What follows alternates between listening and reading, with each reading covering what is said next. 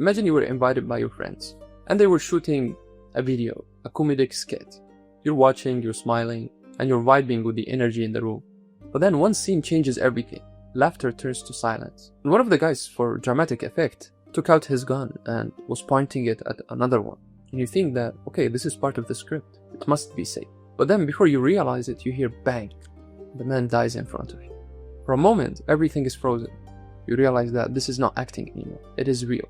The friend really falls. You see blood everywhere. You can't even process it. A life just ended. The man who fired the shot never thought this would happen. He thought the gun was empty. They checked it before, but one bullet was still in the chamber. How do you explain a moment like this? What can this man do when the mistake is so irreversible? What can he do to come to terms with it? Imagine the weight of knowing that your actions, your carelessness, your momentary lapse led to someone's death. The man's mind screamed, this can't be the reality. But it was. This isn't fiction, this happened in Yemen, very recently. A group of men making silly videos on the internet, and it ended with tragedy. Now what could this man be thinking when going to this family's door? What do you think he was expecting? I'm sure you would say anger, blame, or maybe death, but none of this happened. Sure, the family had all the right to be angry and upset about this, but they decided to forgive him.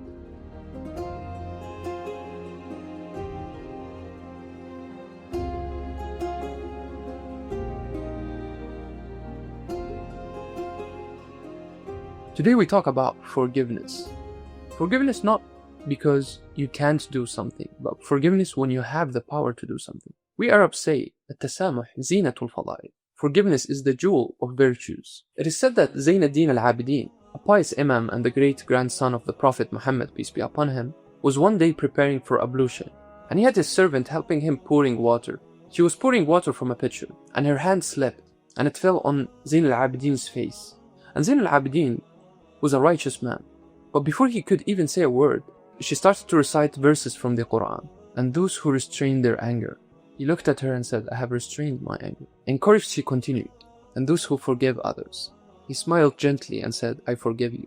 And then she added, and Allah loves those who do good. Then Zayn ad-Din al-Abidin, without hesitation, told her, you are free. Not only he forgave her, but he went an extra mile and gave her her freedom.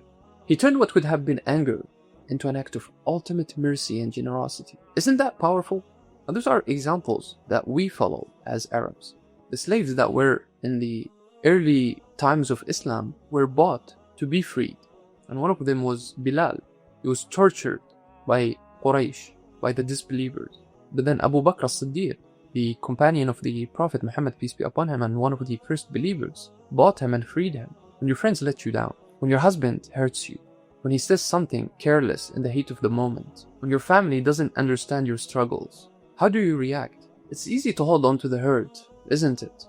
To replay it in your head, over and over, like a bad song you cannot turn off. But what does that really do for you? Does it heal the wound? Or does it make it deeper? Forgiveness doesn't mean pretending the hurt didn't happen. It means deciding it won't control you anymore. Imagine you're holding a heavy bag all day. It's pulling your shoulders. And then someone says, you can put it down now. How good would that feel? Forgiveness is like that. It's not about letting someone off the hook. It's about freeing yourself from the weight. And we Arabs say, أعقل الناس أعذرهم للناس. The wisest people are those who find excuses for others. So there are different ranks to forgiving. You can forgive by not holding any grudges and resentment against anyone. And you can forgive and truly forget about what they have done. Start a completely new page. But the basic one is when you are not holding this burning coal in your hand. You don't let it burn your palm. You throw it away. You're relieving the burden from yourself first, before relieving it from others. Because holding onto hate only hurts you.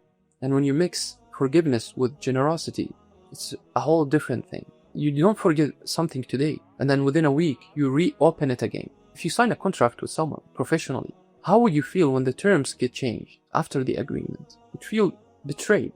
And this is the same with forgiving. When you say you forgive, it means you truly mean it. And that's the power of saying what you mean and meaning what you say. So remember, التسامح زينة الفضائل. Forgiveness is the jewel of virtues. So in a world that screams, don't forgive and don't allow, stand up for yourself. At times, you can dare to forget. Forgiveness is a choice. It is an emotional muscle that you can train. It is not an option for the timid. Not everyone has the strength and the power to forget. That kind of strength and power is usually immeasurable, and the impact it has is unforgettable.